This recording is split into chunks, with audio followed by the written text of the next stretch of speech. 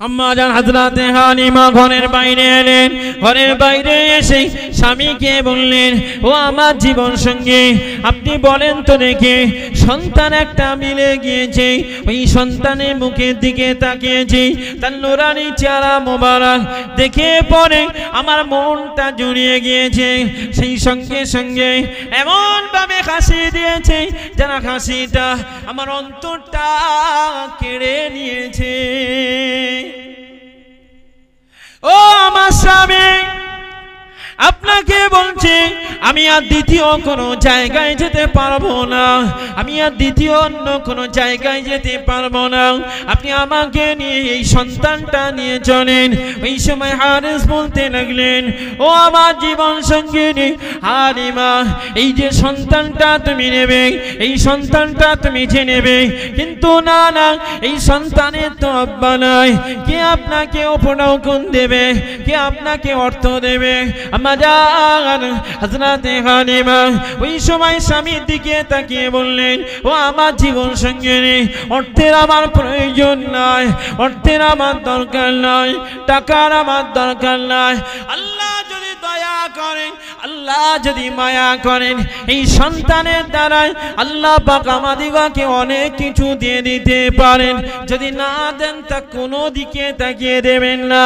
শুধু তাই নয়, আপনিও চলেন ঘরের ভিতরে, ওই সন্তানটাকে আপনি একটা নজরে দেখেন, আপনার মনটাও কেড়ে নেবে, আপনার মনটাও কেড়ে নেবে। হাদিসের হাতটা ধরলেন, হাদিসের হাতটা ধরে আম্মা জান হযরতে আমিনার ওই কুঁড়ে ঘরের ভিতরে প্রবেশ করালেন।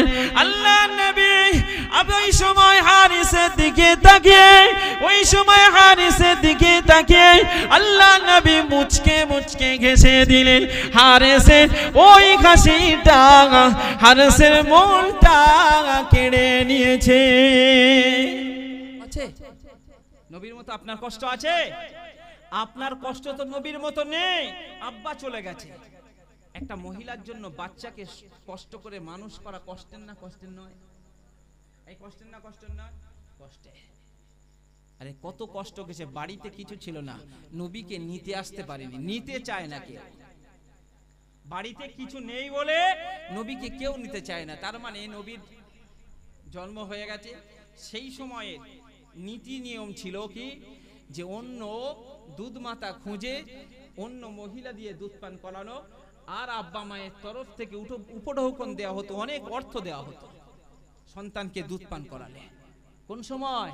সেই সময় নবী যে সময় এসেছে। আম্মা জান হযরতে আমিনা বলেন, আম্মা জান হযরতে আমিনা বলেন, আমার কলিজার টুকরা সন্তান হলে পরে সর্বপ্রথম আমার বেটা মুহাম্মদুর রাসূলুল্লাহকে যিনি দুধ পান করিয়েছেন, মায়ের দুধ পান করেছেন, আল্লাহ নবী মায়ের দুধ পান করার পরে ওই সুআইবিয়া নামের দুধ পান করেছিলেন। এরপর তায়েফ থেকে আসা একদল বণিকেরা মক্কাতে শিশু খুঁজতে আসছেন।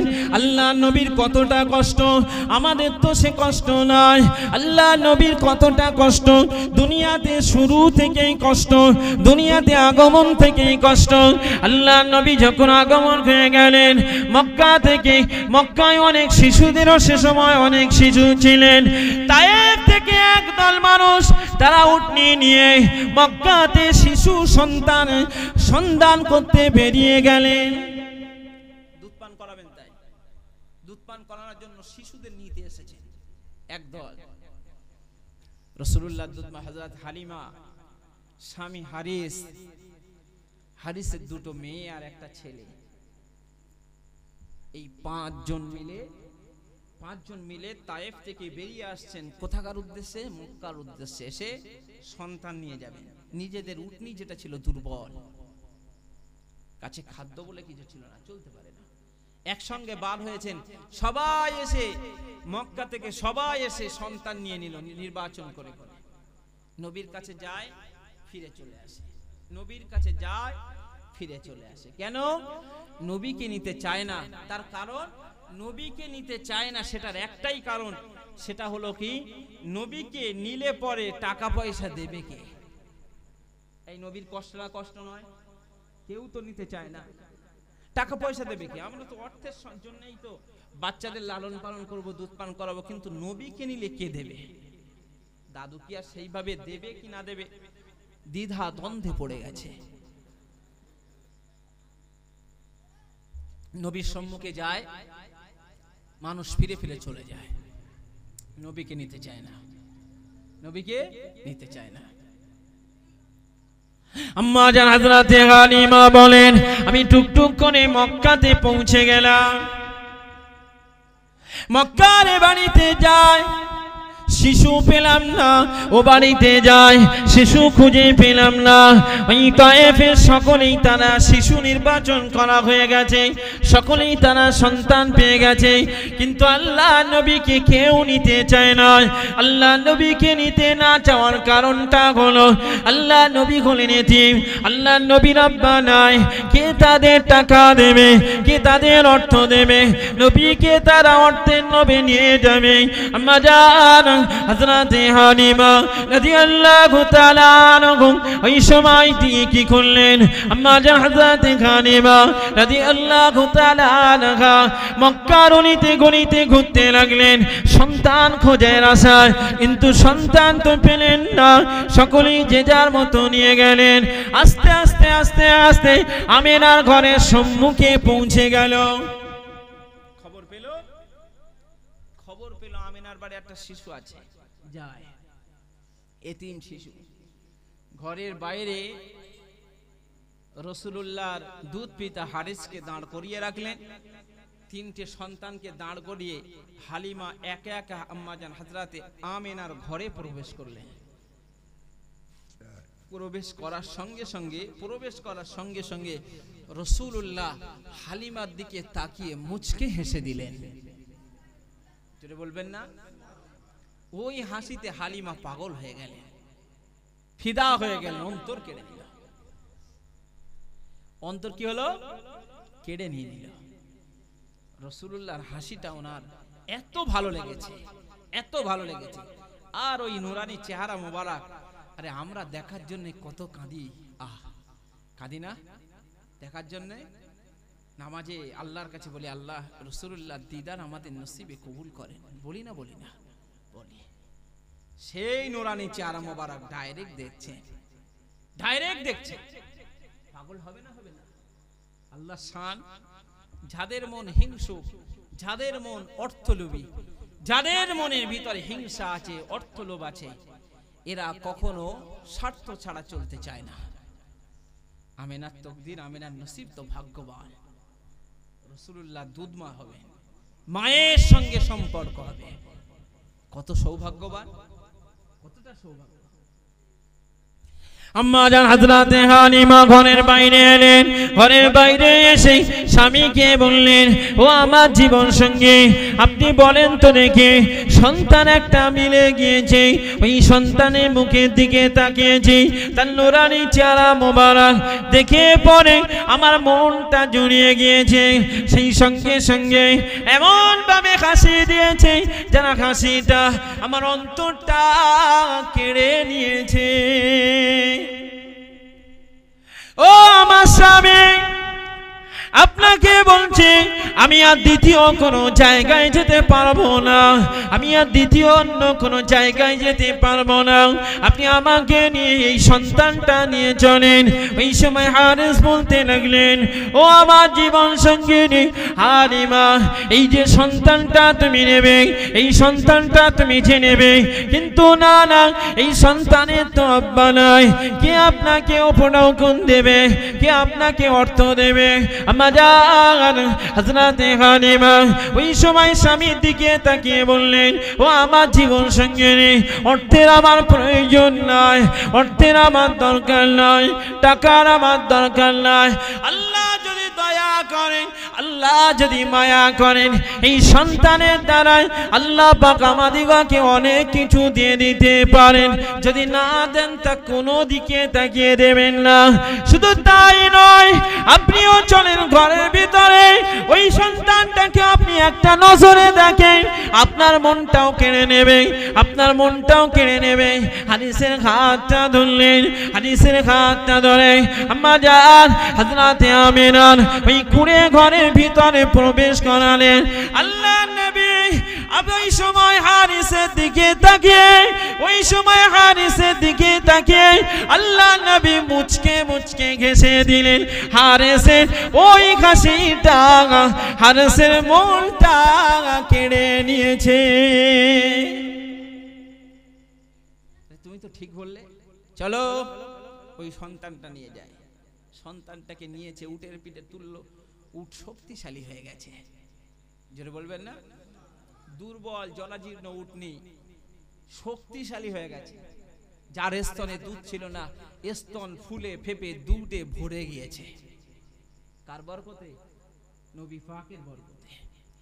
আমরা বরকতের ভিখারি, পরিষ্কার কথা, আমরা বরকতের ভিখারি। নবীর গোলাম হয়ে যদি নবী পাকের ওসিলায় আল্লাহ পাক আমাদের বরকত দেন, এই দিতে পারেন না? পারেন না? হ্যাঁ, সতেজ অবস্থাতে উট ছেড়ে দিলেন। যারা আগে সন্তান নিয়ে বেরিয়ে গেছে, চলে গেছে, তায়েফে পৌঁছে গেছে, এদিকে তাদের আগে হালিমা ঘরে পৌঁছে গিয়েছে। জোরে বলে হালিমা, কি ব্যাপার, এত দ্রুত কি ব্যাপার?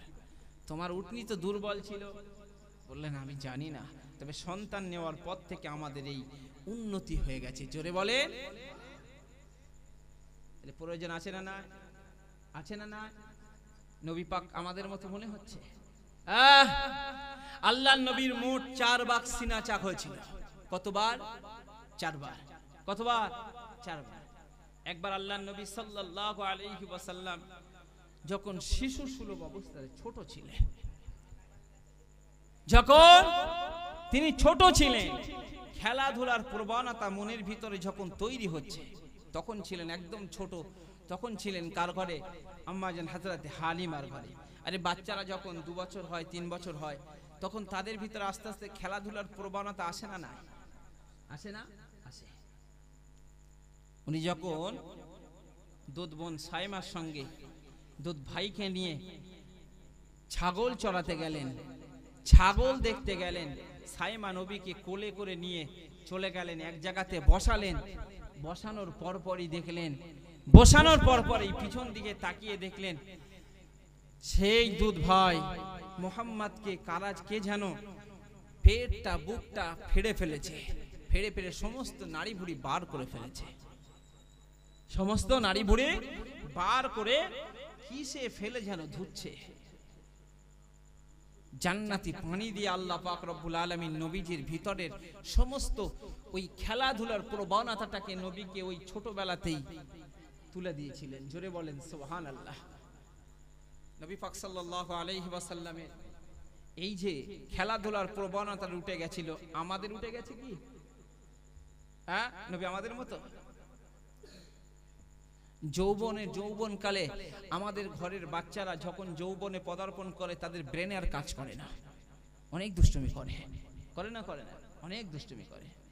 নবী পাক সাল্লাল্লাহু আলাইহি ওয়াসাল্লামকে আল্লাহ পাক ওই যৌবনের সময়, যৌবনকালেতে যৌবনের যে অতিরিক্ত চাহিদাটা আল্লাহ পাক রাসূলুল্লাহর ওই সিনা চাকের মাধ্যম দিয়ে বার করে ফেলে দিয়েছিলেন। নবী আমাদের মতো?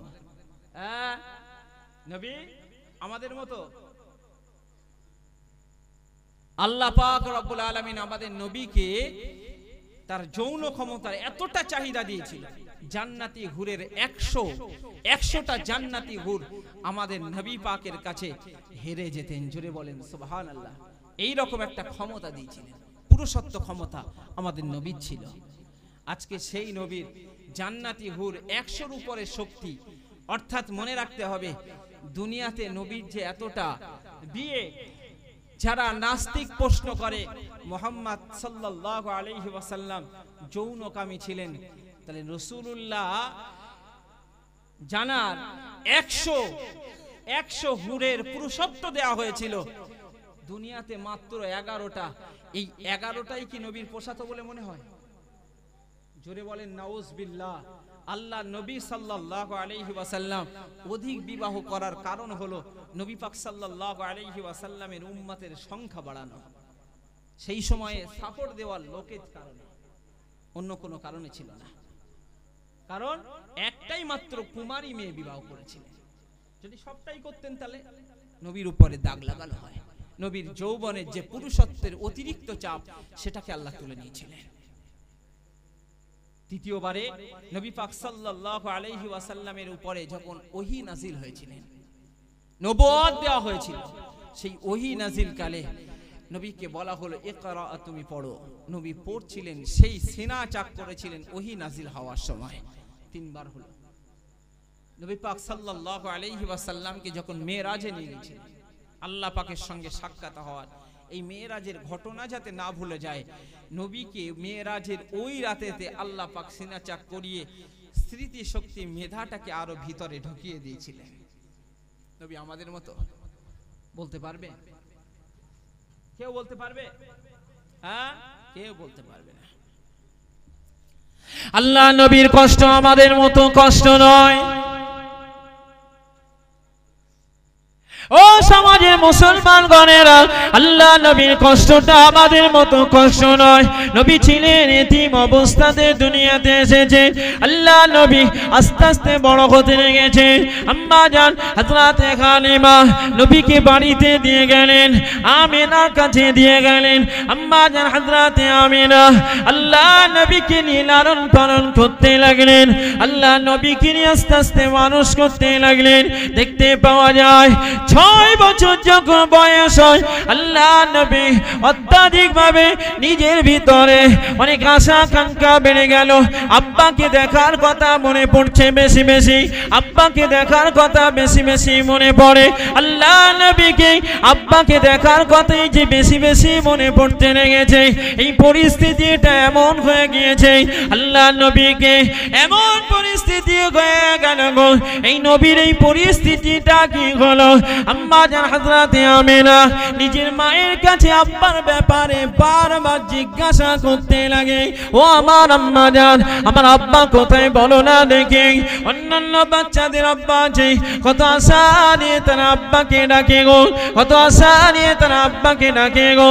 কিন্তু না না, আমি তো আব্বাকে দেখতে পাই না, আমার আব্বার ব্যাপারে একটু আমাকে দেখান, আমার আব্বা কোথায় রয়েছে একটু নিয়ে চলেন। শ্বশুরের সঙ্গে পরামর্শ করে রাসূলুল্লাহর আব্বাস ইবাদি, রাসূলুল্লাহর আব্বাস ইদাসি ওই বারাকাত উম্মে আইমানকে নিয়ে নবী পাকের দাদু জান আল্লাহ নবীর আব্বার মাজার দেখতে যাওয়ার অনুমতি দিয়েছিলেন। দুর্ভাগ্য বিষয়, আল্লাহ নবী মাকে ওই সময় হারিয়ে ফেলেছিলেন। কষ্ট নবীর মতো আমাদের আছে? আছে? ছোটবেলা থেকেই কিছু নেই নেই অবস্থায় কেটেই চলেছে, নেই নেই অবস্থায় কেটেই চলেছে। আজকে আমাদের অর্থ হলো, সম্পদ হলো, টাকা হলো, আজকে নবীর প্রতি মহব্বত আস্তে আস্তে কমে গেল। এই গেল না গেল না, একটু বলেন, এই গেল না গেল না, গেল। আস্তে আস্তে আমাদের কমে গেল, আর এই ঝামেলা দ্বন্দ্ব বেড়েই চলেছে। আগে এত শুনতেন নবী দিবস করা হারাম, এসব শুনতেন? আগে শুনতেন? বয়স্ক মানুষ যারা রয়েছেন এত শুনতেন? কোথাও শুনতে পেতেন না। এখন শুনতে পাচ্ছেন কেন? এখন শুনতে পাচ্ছেন কেন? দ্বন্দ্ব শুরু হয়ে গেছে। নবীর মহব্বত আর ভালোবাসা আস্তে আস্তে মানুষের থেকে উঠে চলে যাচ্ছে, যাচ্ছে না যাচ্ছে? আল্লাহ আমাদের তৌফিক দেন, বলেন আল্লাহুম্মা আমিন। জোরে বলেন আল্লাহুম্মা আমিন। দরুদ আল্লাহুম্মা সাল্লি আলা। বক্তা এসে, বক্তা এসে, একজন আসবে বললো, এখনো আসেনি, কোথায় রয়েছে? ফোন করেন একটু। আল্লাহুম্মা সাল্লি আলা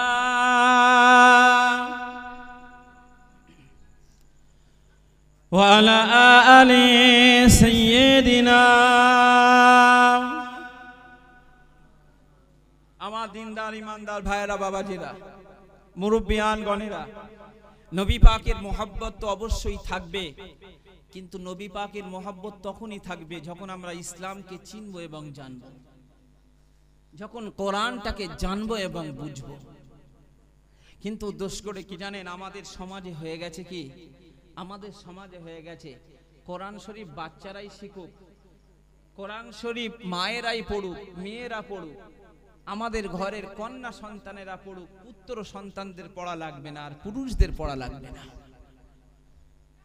মহিলারা, যে সমস্ত মহিলারা কোরআন জানে তুলনায়, সেই তুলনায় পুরুষরা জানে না।